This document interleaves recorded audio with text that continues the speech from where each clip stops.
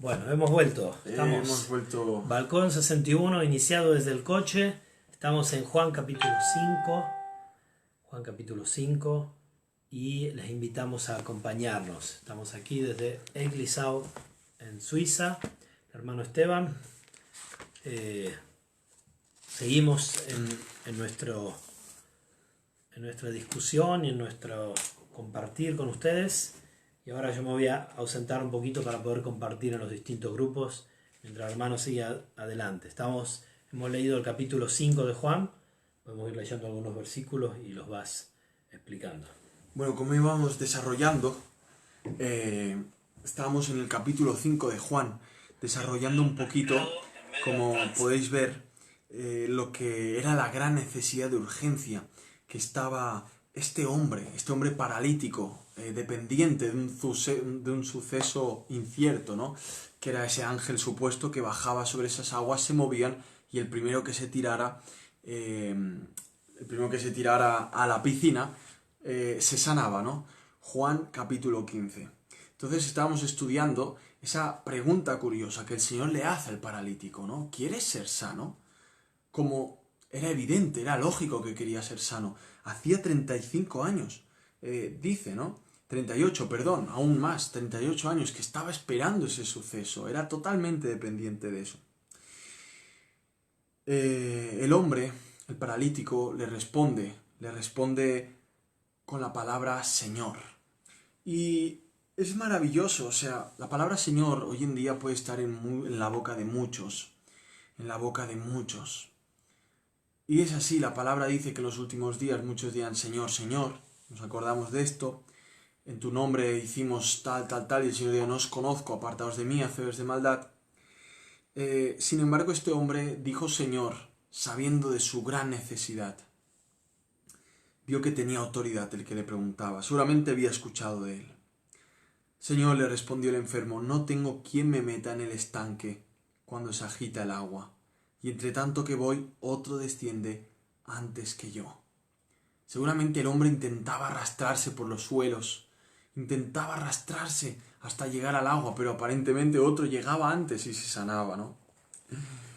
Qué cosa, ¿no? ¿Cuántas veces el Señor te puede preguntar, ¿quieres que perdone tus pecados?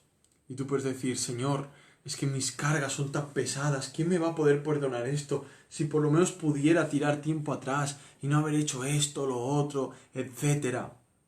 Pero realmente no conocemos al autor de la pregunta. ¿Quieres ser sano? Ese es el tema. Jesús le dijo, levántate, toma tu lecho y anda. Qué hermoso. No le preguntó, le dio una orden, levántate, levántate. No era dependiente de un ángel, era dependiente de un suceso aparentemente milagroso, que no se sabía si era leyenda, si no se sabía qué era, pero el Señor Jesús se presenta allí. Y mira, allí había muchos enfermos. Dice más arriba que allí habían cojos, habían ciegos, había muchos enfermos, sin embargo el Señor se dirigió a este hombre. ¡Wow! Y le dijo, levántate, toma tu lecho y anda. Y al instante aquel hombre fue sanado y tomó su lecho y anduvo. Y curioso, y era día de reposo. Y aquel día era de reposo. Qué hermoso el Señor. Él es el Shabbat. Y cuando Él te sana, te sana el alma. Y lo mejor que le pueda pasar a un alma es tener paz con Dios. Volver a tener paz con Dios. Volver a esa relación que es mucho mejor que la que Adán y Eva tuvieron en el Edén con Dios. Adán y Eva tuvieron una relación con Dios en el Edén antes de la caída, pero solo como criaturas.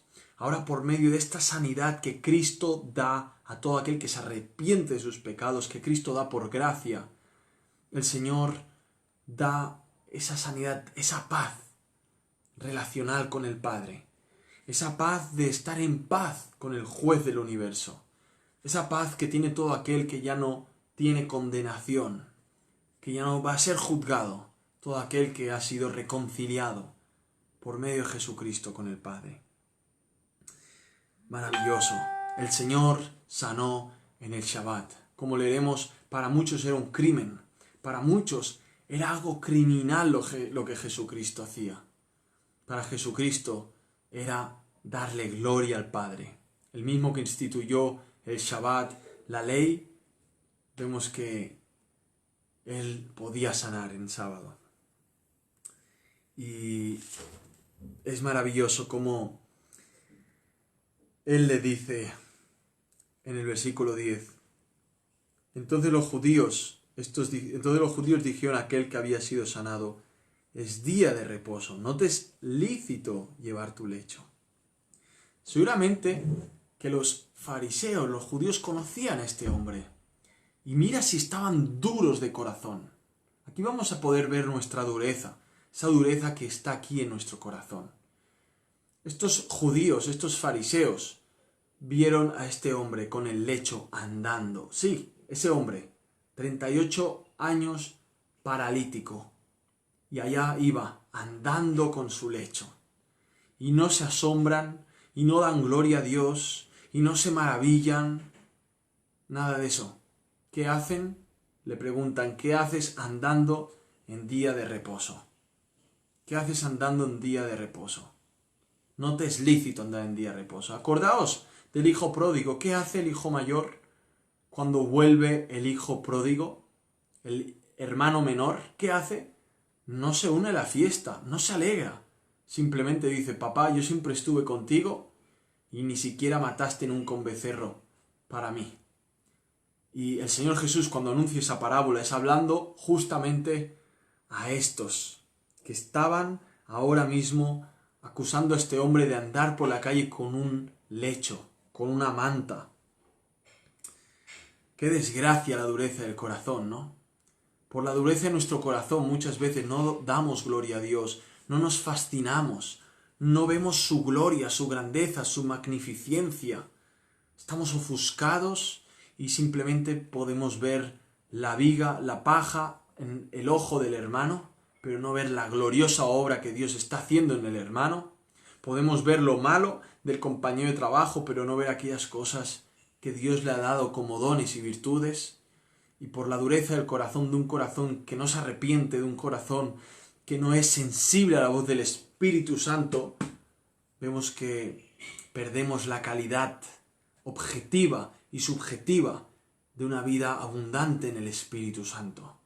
Y aquí vemos a estos hombres que no se fascinan de ver al paralítico que 38 años esperaba esa sanidad, sino que más que nada le reprochan en el versículo 10 que no es lícito llevar lecho. El paralítico les tuvo que responder porque no era poco lo que le había pasado. Era una manifestación gloriosa del amor de Dios. Y dice que Él le respondió, el que me sanó. Él mismo me dijo, toma tu lecho y anda. No sé si era por fascinación de ese hombre o era para que vean que él no tenía la culpa. Él estaba obedeciendo y obedeció. Y dijo, bueno, señores judíos que me acusan de no guardar el sábado, yo no estoy haciendo nada más que obedecer a un hombre que me dijo que me levantara y tomara el lecho y me fuera. Y es lo que estoy haciendo. Yo he tomado mi lecho, me he levantado y estoy andando. Yo obedecí. Maravilloso. Entonces le preguntaron, ¿quién es el que te dijo, toma tu lecho y anda? Y aquí estos judíos ya olían a Jesucristo. Parece que Jesucristo era un experto en saltarse las costumbres y las tradiciones de los fariseos. Dios quiera que tú seas otro experto en saltarte costumbres y tradiciones de los hombres para ser fiel, genuino fiel a lo que Dios te está pidiendo realmente, y no lo que una falsa conciencia o un predicador legalista, humanista, religioso te esté imponiendo o te esté pidiendo domingo tras domingo. No. Sáltate la tradición. Sáltate los moldes religiosos. Sé fiel al Señor, de corazón, genuino, sencillo. Estos hombres querían saber, pero creo que ya intuían quién había sido. ¿Quién le había dicho, toma tu lecho y anda? Pero él preguntó, y en el versículo 13 dice, y el que había sido sanado no sabía quién fuese, porque Jesús se había apartado de la gente que estaba en aquel lugar. Mira cómo es el Señor. El Señor clava, donde clava el ojo, pastorea esa alma. Y vemos que sí lo sana, pero el Señor se fue y siguió. Pero el Señor sabía lo que iba a pasar, luego y tanto, y lo sabemos por toda la doctrina que luego iba a desarrollar ante una audiencia dura de corazón. Versículo 14 dice, después le halló Jesús en el templo y le dijo, mira, has sido sanado. Señor, es lógico, lo has sanado tú, ya lo sabemos, pero él le dijo, mira, has sido sanado. Y esto no iba a quedar ahí. Iba a venir otra cosa, la más importante que la sanidad. No peques más, para que no te venga alguna cosa peor. Al final, el gran problema de este hombre tetrapléjico o parapléjico no era su parálisis física, era la parálisis que el pecado hacía en su corazón, en su alma, para adorar a Dios. Sea desde su enfermedad, sea desde donde estuviera. Es por eso que el Señor le dijo, no peques más. Pregúntate, ¿qué vida pecaminosa tendría un paralítico, un parapléjico? Pregúntatelo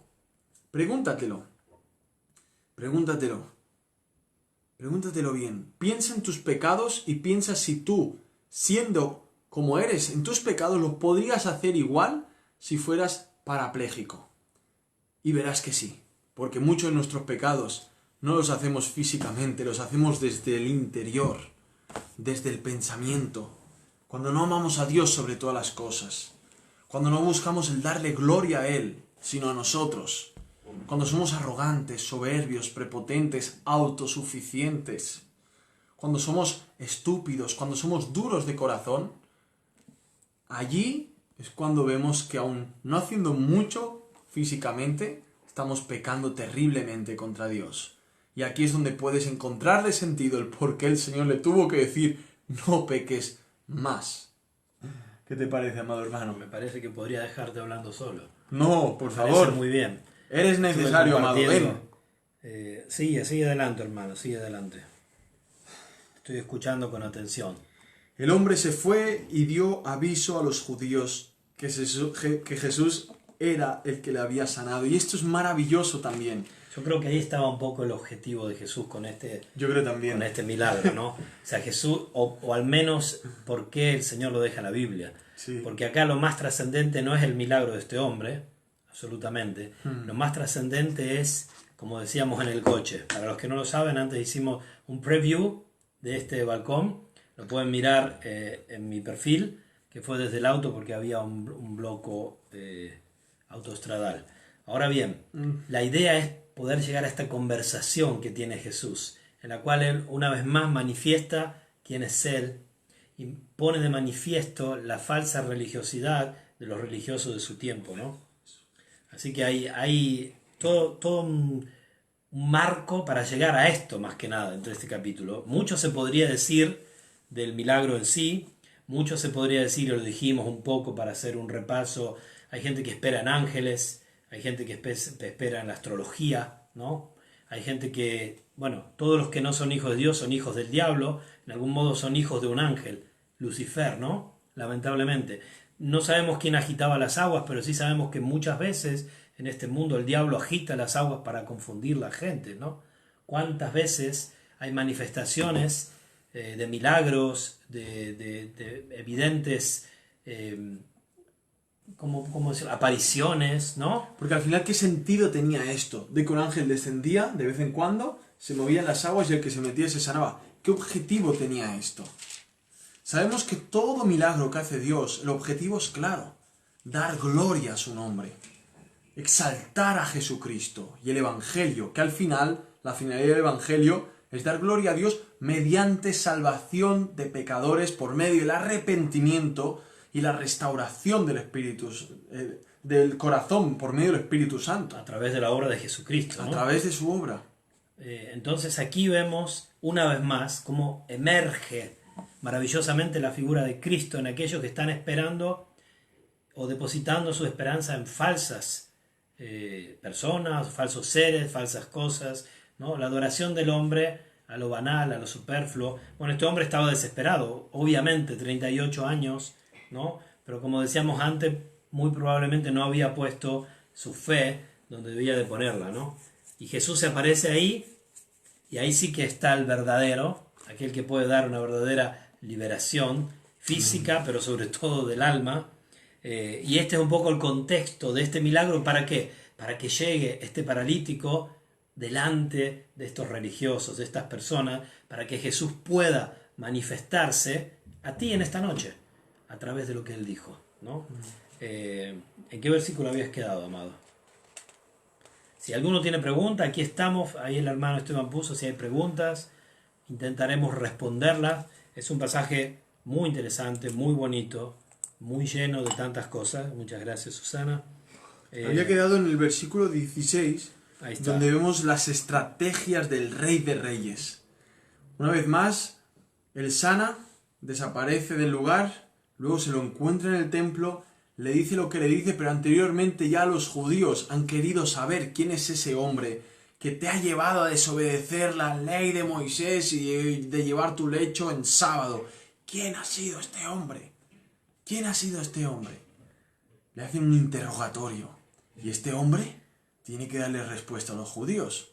Así que lo que hace es que al conocer el nombre de Jesús vuelve hacia los judíos. Como si hubiera habido muchos en ese tiempo que podían decir a alguien, toma tu leche, toma tu lecho, no, tu leche sí, voy a tomar la leche del café ahora, perdón. Toma tu lecho, levántate y anda, ¿no? ¿Lo quieres con leche? No creo que muchos podían en ese contexto de Jerusalén, no creo que hubiera muchos sanadores, ¿no? Yo creo que no. Entonces esto era capcioso lo que estaban haciendo estas personas, ¿no? Obviamente que ellos sabían que podía ser solo Jesús, que era el clavo que ellos tenían, que querían quitarse de encima, y claro, estaban buscando un modo, ¿no? Y justamente el que había sido sanado, versículo 13, volviendo para atrás, no sabía quién fuese, porque Jesús se había apartado de la gente que estaba en aquel lugar. Después le halló Jesús en el templo y le dijo, mira, has sido sanado, no peques más, como explicaba el hermano. El hombre se fue y dio aviso a los judíos que Jesús era el que le había sanado. ¿Cómo lo podemos interpretar a esto? Dios está llevando adelante su decreto, que era al final el de poder llegar a tener esta conversación gloriosa y maravillosa que veremos luego, ¿no? A ver, entendemos que esos judíos, muchos de ellos fueron instrumento de Dios para que el Cordero acabara en el Calvario.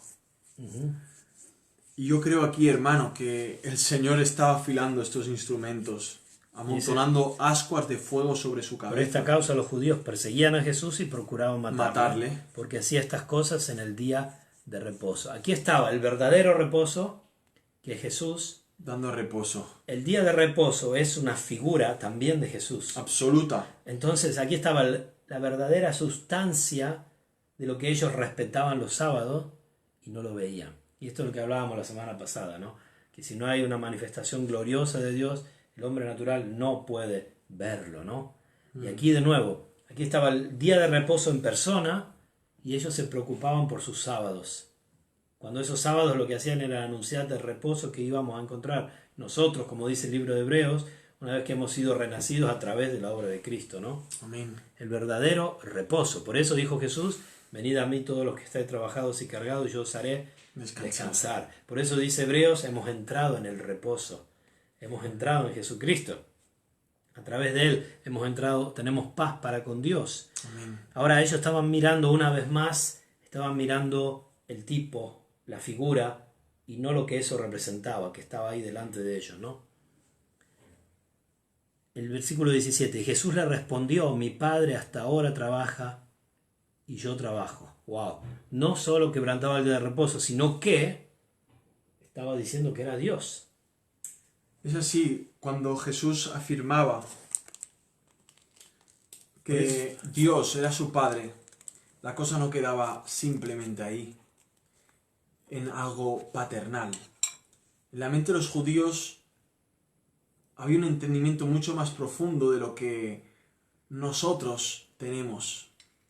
Imagínate si hay tan poco entendimiento que los testigos de Jehová, aunque dicen que Jesús es el Hijo de Dios, no pueden reconocer lo que aún los judíos reconocían a Jesús y se lo reconocían como una verdadera locura, una verdadera herejía. El Señor Lo dice el versículo 18. dice, mi Padre, sí, mi Padre hasta ahora trabaja y yo trabajo. Pero dice en el 18, así como lo encontraremos luego en Juan 10, también habla claramente, yo y el Padre uno somos, ¿no? También lo querían lapidar, no por las obras que hacía, sino porque él se hacía igual a Dios. Y aquí lo vuelve a decir en el 18, por esto los judíos aún más procuraban matarle, porque no solo quebrantaba el día de reposo, sino que también decía que Dios era su propio Padre. Y aquí viene la esencia, haciéndose igual a Dios. Maravilloso, o sea, para los judíos no existía un Jesucristo en su mentalidad. No existía como nosotros Jesucristo.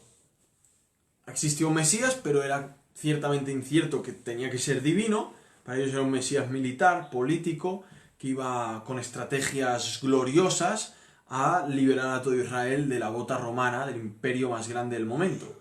Pero para ellos no estaba en mente una encarnación, el Dios hecho hombre, aunque ya estaba profetizado que iba a ser así. Sin embargo, esta pandilla de ciegos entendían que este hombre, al decirse hijo de Dios, se hacía en esencia igual al Padre, Acá igual a Dios. Algo es cierto aquí. Jesús estaba diciendo que él era divino. Soy yo que escribí. ¿De dónde nos siguen? Jesús estaba diciendo que él era divino. Y esto también sirve para confrontarte a ti que nos escuchas, amigo, amiga, de donde quiera que seas. Jesús él mismo pretendió, y lo dijo no solo aquí, en todo su ministerio, en toda su vida, que él era Dios. Y esto es lo que está haciendo Juan en todo este evangelio. Está poniéndote cuestionamientos a ti. ¿Quién es Jesús para ti? Él dijo que es Dios. Tú puedes creer, no creerlo, pero una cosa no puedes ignorarla. Porque mucha gente dice, yo creo en Jesús, pero no. Él dijo que era Dios. Entonces, si tú en algún modo tienes una afinidad, una simpatía por Jesús, aunque sea religiosa, o porque tu abuelo, o porque tu madre, o porque tu barrio, o porque tu país, que tú sepas que Él dijo que era Dios, lo dijo claramente, hasta tal punto que las personas que ni tenían un concepto de Trinidad, los judíos como nosotros lo tenemos hoy en día, no era así para ellos, aún así ellos reconocían que lo que Él estaba diciendo era que se estaba haciendo uno con Dios, o que estaba reclamando la deidad. Ahora, Juan lo dice claramente que es Dios, así inicia este evangelio, y nosotros creemos claramente que es Dios. Lo que tú no puedes negar es que Jesús pretendió y dijo que era Dios. Y eso es lo que sucede con los testigos de Jehová, por ejemplo, ¿no? Los testigos de Jehová y todo aquel que no se somete a la persona del Señor Jesucristo. Amén. Amén. Está negando su eficacia como Dios verdadero. Su identidad, la identidad de Jesús verdadera, ¿no? Y que es la identidad que el Padre por medio de Cristo la reveló a nosotros los hombres, para que diéramos honra a Jesucristo dando gloria al Padre también. Entonces sigue y dice así, y Jesús le respondió, mi Padre hasta ahora trabaja y yo trabajo. Aquí habla de cómo ellos trabajaban día y noche, porque el Señor tiene un plan que cumplir, el de salvar a su pueblo escogido, ¿no? Versículo 19, respondió entonces Jesús y les dijo, y aquí vemos la audiencia, una jauría de leones intentando devorar al autor de la vida, intentando devorar el Shabbat, la persona de Jesucristo, el que traía paz a los corazones quebrantados por el dolor del pecado y deseosos de ser reconciliados con Dios por medio de él, de Jesús. De cierto os digo. Cuando el Señor dice de cierto os digo es porque va a decir algo pesado. No puede el Hijo hacer nada por sí mismo, sino lo que ve hacer al Padre, porque todo lo que el Padre hace, también lo hace el Hijo igualmente. Y aquí, el Señor Jesucristo, que es para muchos que es un problema en su lógica es que Él se hace menor al Padre. Pero no es así. El Señor Jesucristo lo que hace es tomar su rol como sustituto perfecto por los pecadores, como sumiso al Padre, como que no va por sí solo. Él cumple la voluntad del Padre, Él viene a buscar lo que el Padre le había dado. Ese es el rol, es un rol diferente. Hay una orden ministerial en la Trinidad. Si bien los tres son Dios, iguales, ¿no?, en deidad, en potencia, en todas sus características, aún así se dividen roles que ellos mismos han establecido. Y por eso es glorioso y maravilloso también, ¿no? Tiene una voluntad perfecta, pero hay un orden en la Trinidad en la cual el Padre dirige y el Hijo lo sigue. Todo lo que hace, el Hijo igualmente lo hace. Amén. Amén. Dice, porque el Padre ama al Hijo y le muestra todas las cosas que Él hace. Y mayores obras que éstas le mostrará, de modo que vosotros os maravilléis. Y es verdad, el Señor lo iba a hacer, el Señor le iba a mostrar a los judíos aún mucho más, pero con la obra de la resurrección ya fue lo más brutal. Con romper el velo de abajo a arriba, ya mostró su maravillosidad. Pero el Señor Jesús quiere ahora empezar a afirmar y analizar la hermosa unión que el Padre tiene con Jesucristo y cómo los dos son un solo Dios, ¿no? Y Él va a meditar con todo esto ahora mismo. Dice así, porque como el Padre levanta a los muertos y les da vida, así también el Hijo a los que quiere da vida. Y aquí, señoras y señores, en el versículo 21 vemos la gracia soberana de Dios. Leámoslo. Dice nuevamente, así también el Hijo a los que quiere da vida. Es a los que el Hijo quiere dar vida que da vida. Es a los hijos, es a los que Jesucristo quiere dar perdón, da perdón. Él no tiene que darte perdón. Tú no lo mereces, yo no lo puedo ganar. Si Jesucristo tiene que darnos algo es juicio. En base a su perfecta justicia, tiene que darnos juicio. Ahora bien, porque Él quiere, por el puro afecto de su voluntad, porque le place, no porque no está obligado, porque le place, se acerca a ti, a mí, tetraplégicos, absolutamente, para ser salvos. ¿Y qué hace? Nos salva, nos perdona, nos restaura. Eso se llama la gracia eficaz, pero que nace de la gracia soberana de Dios. Porque Dios, desde su soberanía absoluta, su autoridad, su poder, desde la eternidad, desde su decreto, desde el pacto eterno, ha hecho un plan perfecto en esta vida, actúa con una gracia eficaz, en base a su gracia soberana, a los que Él quiere. ¿Por qué a mí y a ese no? Pregúntatelo, porque en el lugar, en el contexto en el que estábamos hace un rato, había muchos ciegos, muchos cojos, y este tetrapléjico del cual Jesús se acercó a Él, no a otros, a Él en este caso. Y lo dice, hablando a los fariseos nuevamente, ¿cuántos ciegos y cojos y enfermos habían en Jerusalén cuando Elías fue y sanó un leproso, que no era ni judío, era de Siria? ¿Entendéis? Y aún los judíos se enojaban más cuando Jesucristo les decía esto. Aquí vemos la gracia soberana de Dios. Estamos, señoras y señores, en el hermoso versículo Juan capítulo 5, 21. versículo 21. Estamos en esto cuando dice, así también el Hijo a los que quiere da vida. No solo el Padre es soberano en la salvación, el Hijo también es soberano en la salvación. Hay una perfecta unión que el Padre, Hijo y Espíritu Santo tienen en cuanto a todo, y en este contexto en cuanto al perdón de pecados, a la salvación del pecador. Lo que había pasado en este hombre físicamente era un símbolo de lo que realmente Dios había hecho en su alma al perdonar sus pecados, al decirle no peques más. Y vemos que este hombre fue mensajero en su ignorancia de pronunciar ese bendito nombre que para muchos era hermoso y recuerdo dulce y para otros era un recuerdo amargo y realmente era terror para sus almas. Y eso es lo que es Jesucristo. Para muchos es terrorífico, para muchos es realmente mucho terror, porque Él es el juez del universo y condenará y mandará muchos al infierno, pero para los que hemos saboreado su amor, para aquellos que hemos sido tocados por su poderosa gracia, conquistados, porque Él quiso, lo amamos, sin haberlo visto, pero lo amamos. Amén. Y nos gozamos con gozo inefable. Amén. El relato sigue y podéis acompañarnos ahora en el versículo 22. Dice, porque el Padre a nadie juzga, sino que todo el juicio dio al Hijo, lo que estábamos hablando, para que todos honren al Hijo como honran al Padre. Otra vez, igualdad de poderes, igualdad de gloria, igualdad de exaltación.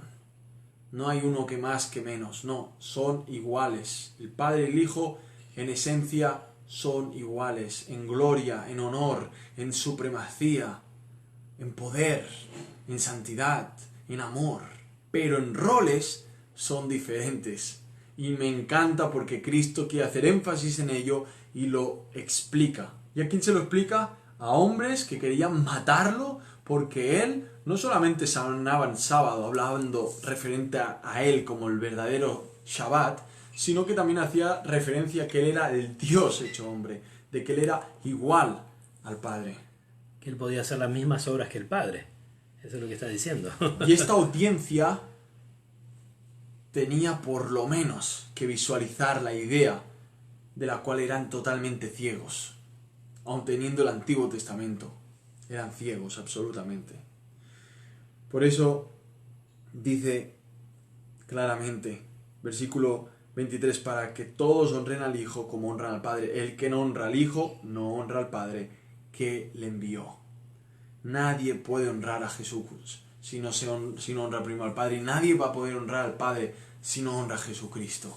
Y así vemos que en la Trinidad, entre los tres se honran, porque el Espíritu Santo honra al Padre, honra al Hijo, el Padre honra al Hijo, honra al Espíritu Santo, y el Hijo honra al Padre y honra al Espíritu Santo.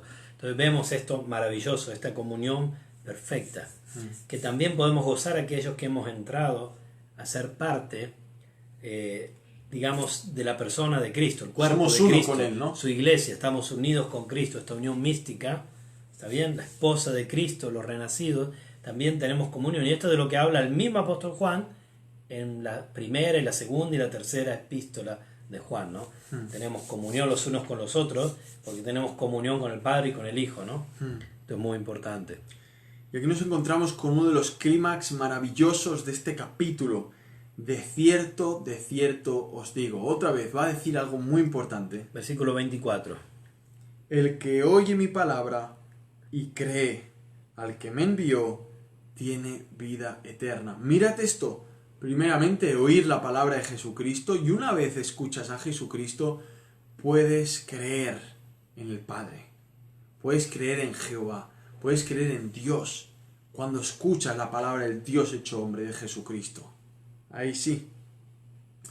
Y dice que una vez crees, oyes su palabra y crees en el que le envió, tienes vida eterna. Porque este creer va acompañado del arrepentimiento. Este oír la palabra de Jesucristo va acompañado del quebrantamiento que opera el Espíritu Santo en el corazón. Y de esta dádiva, el Espíritu Santo te da la fe, sopla aliento de vida en ti, en mí, de forma que podamos creer en Cristo y ser justificados por la fe. Maravilloso. Y dice que tiene vida eterna y no viene a condenación, mas ha pasado de muerte a vida. Y no tiene condenación. Pero Señor, ¿de qué estás hablando aquí? Estamos en un contexto súper interesante y el Señor lleva sacando cosas muy pesadas, muy serias. Sabemos que todo esto ha nacido a través de una sanidad de un hombre que dependía de un milagro. Que era para llegar a este clímax, ¿no? Era para llegar aquí, lo a mismo este que escenario. pasó con Nicodemo. Lo Y mismo con la que- samaritana. Con la samaritana. Lo mismo. O sea, y también antes con los que fueron después sus apóstoles, ¿no? Sí. Los vimos en los primeros 2 capítulos. Claramente esto es la identidad de Cristo para llegar a mostrarnos el Evangelio, el glorioso Evangelio de su gloria. Si hoy, tras cada milagro, se podía llegar a estos clímax doctrinales, liberadores, poderosos, donde vemos la revelación de Jesucristo, de la persona del Padre, de la persona de cada uno, de la persona de Dios, de la Trinidad, realmente serían tan deseados estos milagros, pero cuando vemos que el milagro nunca o casi nunca, o en muchos casos, no van ligados a la revelación de la persona de Jesucristo, no van ligados a la supremacía de Dios sobre todas las cosas, no van ligados a que la gloria y la honra de Dios tienen que ser lo supremo y lo que realmente sana el alma del hombre. En cuanto a la vida eterna, la condenación, el arrepentimiento, el perdón de pecados. Hoy en día vemos que el milagro es independiente de todo esto y solamente depende del que lo hace, es decir, del milagrero de turno, de ese hombre que aparentemente envuelto de un poder divino hace un milagro, pero no vemos evangelio, no escuchamos la supremacía de Cristo. Entonces, aunque hayas podido ser sanado, escucha esto, lo más seguro que has sido sanado por un poder no divino, sino un poder maligno. Una agitación de aguas. El milagro como genuino va acompañado de la revelación del poder de Jesucristo. Si has sido sanado una pierna, aún así Dios pudo usar otro poder.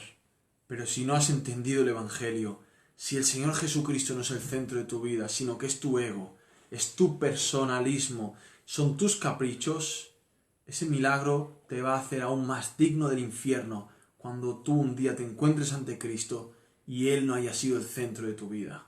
Aún te va a hacer sufrir más la ira de Dios sobre ti por haber despreciado tanto de su gracia. Así que quede muy claro, el milagro genuino va ligado a la manifestación de la persona y obra de Jesucristo en la cruz. Tiene que ser así. Tiene que ser así, porque lo vemos en su palabra, no porque lo diga yo. Dice, porque como el Padre tiene vida en sí mismo, así también ha dado al Hijo el tener vida en sí mismo. Y también le dio autoridad de hacer juicio, por cuanto es el Hijo del hombre. Y aquí estamos viendo que cuando ya se trata del Hijo del hombre, estamos hablando de su naturaleza como hombre también. Estamos hablando como el sustituto. Está definiéndose el rol de la segunda persona de Dios. Estamos hablando de cosas que aparentemente son muy básicas. La Trinidad, eso ya se sabe, pero cuando lo analizamos especificado por el mismo Señor Jesucristo, es porque tiene beneficios nutritivos y muy poderosos para el alma. Es que acá podríamos pararnos. Que lo escudriñen, lo profundiza, porque la Trinidad no es simplemente para muchos básico. La Trinidad realmente es fundamental para construir la vida del cristiano, para relacionarte con el Padre, con el Hijo, con el Espíritu Santo, con los tres y entenderlos en sus diversas ministerios, en sus diversos roles, pero a la vez en su igualdad en esencia divina. Muchas doctrinas enseñan la importancia del vivir en la llenura del Espíritu. Estoy de acuerdo, pero pasan por alto que para estar llenos del Espíritu se debe haber comprendido el rol del Padre en tu vida y el rol del Hijo en tu vida, ¿no? Porque muchos exacerban la centralidad del Espíritu Santo, pasando por alto que el Espíritu Santo es el que te lleva a la centralidad del Hijo. Amén. Y el Hijo te lleva a la centralidad del Padre. Y así en tu vida es lo mismo, ¿no? Un cristiano que tiene que ser balanceado en su relación con Padre, Hijo y Espíritu Santo, comprendiendo sus roles, comprendiendo el obrar de ellos en nuestra vida, ¿no? Entonces acá está muy claro, por ejemplo, el hecho de la regeneración, ¿no? El que oye mi palabra y cree el que me envió, versículo 24, tiene vida eterna y no vendrá condenación, mas ha pasado de muerte a vida. El 25, de cierto os digo, viene la hora y ahora es cuando los muertos oirán la voz del Hijo de Dios y los que la oyeren vivirán. Es maravilloso, ¿no? Porque ahora está la revelación clara de la segunda persona de la Trinidad y ahí empiezan a haber conversiones que ya hubieron en pasado, pero ahora la están oyendo directamente del verdadero autor de la vida, ¿no? Porque la vida fue manifestada y la hemos visto, dice el apóstol, ¿no? Entonces ahí está la vida misma, el Shabbat en persona, ahí está el agua de la vida, ahí está el pan de la vida, ahí está la palabra, el verbo, ahí está Cristo, ¿no? Está ahí, ¿no? Entonces, cuando oyen la voz del Hijo de Dios, vivirán. ¿Y esto qué es? Es el Evangelio, amigo, amiga, hermano, hermana. Esto es el Evangelio. Es oír la voz de Jesucristo y tener nueva vida. Por la obra del Espíritu Santo, a través de la obra de Cristo, por el plan del Padre. Amén. O sea, digamos que estar lleno del Espíritu Santo te tiene que llevar a vivir una vida cristocéntrica. Amén. Y viviendo una vida cristocéntrica estarás dándole gloria al Padre. Porque Cristo es la imagen del Dios invisible. Porque el Padre nos manifestó al Hijo para que el Hijo diera gloria al Padre. Y así el Padre se deleitara al ver cómo su Hijo es glorificado. Y cuando da por el gloria a Espíritu Cristo, Santo amén, que nos debe llevar a el Jesucristo. Espíritu Santo estará tan gozoso en ti que estarás dando gloria a Él también. Porque a la vez manifestarás el fruto del Espíritu, que es el carácter de Cristo. Amén. Y el carácter de Cristo irá desarrollándose en ti de forma que el Padre, a medida que también va disciplinándose y va haciendo su obra, verá que su obra se va cumpliendo en ti. Porque te escogió para ser de la misma forma imagen de Cristo, si te has arrepentido a Cristo, si estás en Cristo. Y ahí vemos la hermosa obra de la Trinidad que envuelve al miserable pecador digno del infierno y de la ira eterna, y que hacen, cogen a ese pecador, lo envuelven de ropajes hermosos, Una celestiales, transformación lo increíble. llena del Espíritu Santo. La sangre de Cristo ha lavado a ese pecador y es envuelto por el amor del Padre, es adoptado, es atraído, es adentrado en la hermosa Trinidad, y allí vemos que es beneficiado por tres personas divinas, eternas, iguales en esencia, pero con una diversidad que enriquecen al pecador por toda la eternidad y por los siglos de los siglos. Amén. Y ahí vemos el gran y hermoso beneficio de conocer a las tres personas de Dios. Y Jesucristo lo está haciendo en una audiencia que lo que quieren es quitarlo del mapa. Pero ahora Jesús va a pasar a la parte fea, si queremos, del asunto. Va a dar vuelta a la moneda y va a decir que el Hijo no solo trae vida, sino que también juzga, trae juicio, ¿no? Y por eso va a decir que, versículo 26, como el Padre tiene vida en sí mismo, así también ha dado al Hijo el tener vida en sí mismo, y también le dio autoridad de hacer juicio por cuanto es el Hijo del hombre. Entonces, en algún modo, a estas personas que estaban odiando a Jesús, que estaban rechazando a Jesús, que procuraban matarle, que perseguían a Jesús, estas son palabras que están en el texto, todas estos mismos les está advirtiendo que Él no solo vino a dar vida, sino que también juzgará. Y dicen en el versículo 28, no os maravilléis de esto, porque vendrá hora cuando todos los que están en los sepulcros oirán su voz. Atención, esto ya era un insulto tan grande que ni sé si en la mente de los judíos ahí, que estaban ahí presentes, alcanzaron a percibirlo. Porque no solo había dicho que Él era Dios, haciéndose igual a Dios, no solo había dicho que Él hace las obras igual que el Padre, que puede dar vida, sino que le está diciendo que yo los voy a juzgar, ¿no? O sea, total, algo totalmente, una revelación total de su supremacía, de su gloria, de su persona, de su poder, ¿no? Es tan hermoso como Jesucristo mismo aquí en el versículo 27 empieza a hablar del Hijo del Hombre como de una segunda persona que Él es mismo, ¿no? Para también luego referirse que todos los que escuchen la voz del Hijo del Hombre en ese día serán resucitados, así que todos serán resucitados. Para 2 puntos, dice, para los que hicieron lo bueno saldrán a resurrección de vida, más para los que hicieron lo malo a resurrección de condenación. Aquí está hablando de 2 resurrecciones, una para vida, la otra para condenación. Cuerpos dados para condenación y para vida. Y todo será cuando el Verbo, otra vez, que es el Verbo de Dios que se hizo hombre, Jesucristo, Él mismo tenga que por el poder de su palabra resucitar a todos los hombres, a cada uno de los hombres, pequeños y grandes, esclavos y libres, así como dice en el Apocalipsis. Y a partir de allí, con cuánta belleza, Él recibirá a todos aquellos que aquí dice hicieron lo bueno, pero entendemos que serán traídos al cielo por medio de aquel que hizo lo bueno en la cruz. Amén. Por los que somos malos, aquel que vino a derramar su sangre, por aquellos que nunca hicimos lo bueno, por aquellos que por nosotros mismos jamás haremos lo bueno, pero lo hizo para aplicar su justicia buena, su bondad en nosotros, por medio de su gracia.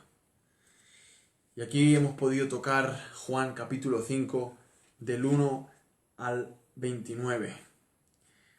Y vemos que el Señor en su estrategia de manifestar quién es Él, de parte de quién viene, quién es el Padre, cosas tan hermosas, tan maravillosas que no podríamos entender jamás si no fuera por su Santo Espíritu, ni siquiera entender, pero mucho menos asimilarlo, vivirlo, experimentarlo, saborearlo, disfrutarlo, que es la finalidad de por qué Dios nos manifiesta esto, para disfrutarlo y en el disfrute darle más gloria, ser agradecidos, ser humildes, honrarle con nuestras vidas. Vemos que todo esto lo empieza haciendo un milagro que será el trampolín para dar ese salto. ¿Y hasta dónde va a llegar? Porque creo que para concluir podemos concluir con la conclusión del Señor, que va a haber un juicio y que va a haber una resurrección, pero que no todos serán salvados. Y lo sabemos por el resto de la Escritura, que va a haber infierno para los que no creen en Jesucristo y va a haber vida eterna, como lo decía aquí el Señor, para los que creen en Él, se arrepienten de sus pecados, creen a su palabra, ¿no? El Evangelio, ¿no? Entonces es una muy buena punto para llegar, ¿no? Esta meta a la que estamos llegando, como si fuera una carrera de bicicleta, estamos llegando a la meta por hoy. No te maravilles porque va a venir un día, seas que tú crees o no, que oirás la voz de Jesús, estando en el sepulcro. Tu cuerpo, tu alma ya estará en lugar de tormentos o en la presencia del Señor, pero serán levantados los cuerpos. Y los que hicieron lo bueno saldrán a la resurrección de vida. ¿Qué es lo bueno? No está hablando de hacer buenas obras, que son el resultado de reconocer a Jesús, sino haber creído en Jesucristo. Y es lo que dice todo el pasaje aquí, ¿no? Porque dice, el que oye mi palabra y cree al que me envió tiene vida eterna, y no vendrá condenación, mas ha pasado de muerte a vida. En cambio, hay también resurrección para condenación, apartados para siempre de la belleza de la gloria de Dios, siendo castigados para siempre en el infierno o en el lago de fuego, como quiera llamarle. Entonces, creo que esto es un tema muy interesante. El paralítico estaba ahí al lado del estanque esperando una sanidad corporal, y muchas veces nos detenemos en la vida esperando cosas físicas, materiales, que son importantes, que son medios, que son herramientas, que son instrumentos, pero no son el fin. Al final lo más importante hubiera sido que este paralítico hubiera estado esperando para que fuera salvada su alma, ¿no? Y lo mismo te digo a ti. Al final Jesús llega a la conclusión de ponerse Él al centro, que Él te va a juzgar, que un día oirás su voz o para condenación o para salvación eterna. La pregunta es, ¿qué haces con tu alma? ¿Qué estás esperando? Jesús está aquí. Dice, viene la hora y ahora es cuando los muertos oirán la voz del Hijo de Dios. No sé si tú lo sabes, pero delante de Dios hay dos posiciones espiritualmente. O estás muerto o estás vivo. O estás muerto en tus delitos y tus pecados, o has renacido. Y Dios te ha donado el don de la vida a través de la obra de Cristo, infundiéndotela por medio del Espíritu Santo. Entonces, ahora, si tú estás muerto espiritualmente, estás oyendo la voz del Hijo de Dios, que está aquí en la Biblia. Él está hablando, Jesús. Él dice, el que oye mi palabra y cree que Él me envió, tiene vida eterna. Amén. De modo que si alguno está en Cristo, dice 2 Corintios 5:17, nueva criatura es. Las viejas cosas pasaron, He aquí todas son hechas nuevas. No vendrá condenación, mas ha pasado de muerte a vida. Wow. Es maravilloso, ¿no? ¿Cómo me hubiera gustado estar ahí, escuchando estas palabras de Jesús? Aquí está la vida, Jesús, Él mismo, hecho persona, la vida eterna. Qué terrible para los que lo escucharon personalmente y no creyeron en Él, no gustaron de Él. Pero al final es por gracia. Si hubiéramos estado ahí, tampoco nosotros hubiéramos creído si Dios no obra en su gracia, llamándonos. Amado, hacemos una última oración y después ¿qué leemos para concluir? Hoy ha sido un programa accidentado, literalmente. Para los que no vieron pueden ver la otra parte desde el coche. Tuvimos un accidente a 5 metros nuestro, no nuestro, gracias a Dios. Y vamos a terminar con Jeremías 31, pero antes vamos a orar. Amén. Y por favor, si ustedes desean, pueden compartir en sus páginas, en sus grupos, estos programas. Este es el programa número 61, pero tenemos muchos más para atrás que pueden compartirlos, pueden mirarlo, pueden ir escuchándolo, degustándolo con sus oídos poco a poco. No porque nosotros seamos algo, sino porque tratamos y entendemos que lo hacemos lo mejor posible, exponer toda la palabra de Dios, ¿no? Versículo por versículo, los temas que van viniendo, tratando de ver la gloria de Cristo, que al final este es el resumen de la palabra del Señor. Amén. Y sobre todo también del libro de Juan. Padre, te agradecemos por tu palabra y por Cristo al centro, porque al final Él está al centro aún hoy en día de toda la creación.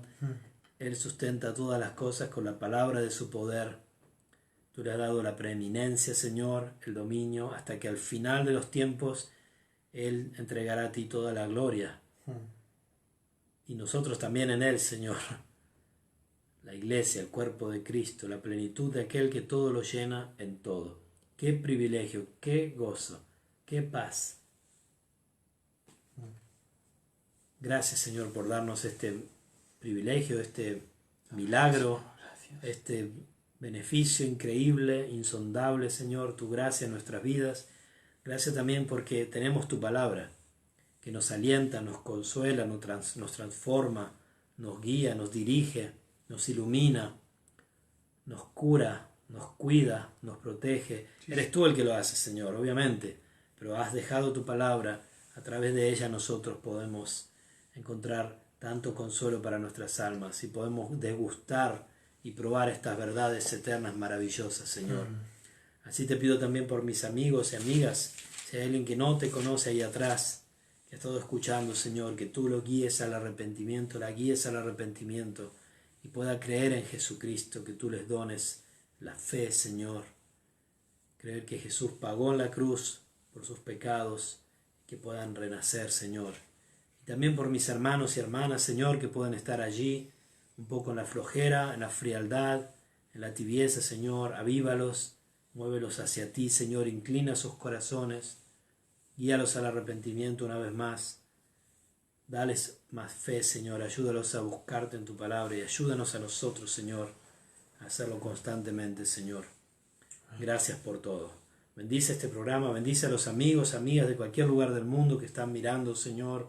Hay en México, hay un par de amigos que están mirando, en Centroamérica, en Panamá, en Italia, habrá gente aquí en Suiza, en España, en Argentina y en otros tantos lugares, Estados Unidos, del mundo, Señor. Por favor, obra en sus vidas, ayúdalos a poder ser flechas ahí que lleven el Evangelio de la paz en Jesucristo, Señor, del perdón de los pecados, Padre. Dirige esta semana a nuestros amigos, amigas, también sana aquellos que están enfermos, si es tu voluntad, Señor. Tenemos personas en nuestra congregación enfermas, sánalos, Señor, y gracias que nos está permitiendo de poder reunirnos, Señor. Aviva tu iglesia en medio de los tiempos, Señor. Amén. Llama al arrepentimiento a nuevas personas, sabemos que lo hace, Señor, pero oramos también por esto y guíanos en todo. En nombre de Jesucristo, nuestro Salvador, oramos. Amén. Amén, Señor, amén. Aleluya. Gracias por estar aquí, Padre. Entonces, amado, Jeremías. Jeremías 31. Dice así Jeremías 31 y con esto nos despediremos. ¿De qué versículo? Pues Del 1 al... del 1 al 12. Ok. En aquel tiempo, dice Jehová, yo seré por Dios a todas las familias de Israel, y ellas me serán a mí por pueblo. Así ha dicho Jehová, el pueblo que escapó de la espada halló gracia en el desierto cuando Israel iba en busca de reposo. Jehová se manifestó a mí hace ya mucho tiempo, diciendo, con amor eterno te he amado. Por tanto, te prolongué mi misericordia. Aún te edificaré y serás edificada, oh Virgen de Israel. Todavía serás adornada con tus panderos y saldrás en alegres danzas. Aún plantarás viñas en los montes de Samaria, plantarán los que plantan y disfrutarán de ellas. Porque habrá día en que clamarán los guardas en el monte de Efraín, levantaos y subamos a Sión, a Jehová nuestro Dios. Porque así ha dicho Jehová, regocijaos en Jacob con alegría, y dad voces de júbilo a la cabeza de naciones, haced oír, alabad y decid, oh Jehová, salva a tu pueblo, el remanente de Israel. Y aquí yo los hago volver de la tierra del norte y los reuniré de los fines de la tierra, y entre ellos ciegos y cojos, la mujer que está encinta y la que dio a luz juntamente, en gran compañía volverán acá. Irán con lloro, mas con misericordia los haré volver, Amén. y los haré andar junto a arroyos de aguas, por camino derecho, en el cual no tropezarán, porque soy a Israel por padre, y Efraín es mi primogénito. Oíd palabra de Jehová, oh naciones, y hacedlo saber en las costas que están lejos, y decid, el que esparció a Israel lo reunirá y guardará como el pastor a su rebaño. Porque Jehová redimió a Jacob, le redimió de mano del más fuerte que él. Y vendrán con gritos de gozo en lo alto de Sión, y correrán al bien de Jehová, al pan, al vino, al aceite, y al ganado de las ovejas y de las vacas, y su alma será como huerto de riego, y nunca más tendrán dolor. Yo veo esto para la Nueva Jerusalén en muchas cosas, ¿no? Amén. La iglesia también. Amén. Hemos escapado de la espada del juicio y el Señor nos ha dado la gracia en medio del desierto, ¿no? Amén. La cabeza de naciones. Wow. Que el Señor bendiga, amados, en Cristo Jesús, que podamos crecer todos por su gracia, en amor, crecer en una visión más gloriosa de Jesucristo, disfrutar en medio de la aflicción y prepararnos para su segunda venida o para que el Señor nos lleve en cualquier momento y entremos en su presencia por toda la eternidad. Amén. Pongamos nuestros ojos en las cosas del cielo, en las cosas eternas, porque pronto nos encontraremos con nuestro Rey soberano Jesús. Amén. Buena semana para todos. Esperamos próxima semana no tener inconvenientes en el tráfico. Pero bueno, el Señor es soberano y sabemos que Él tiene siempre un propósito perfecto. Amén. Buena semana a todos. El Señor les bendiga. Ahora es verdad que es difícil de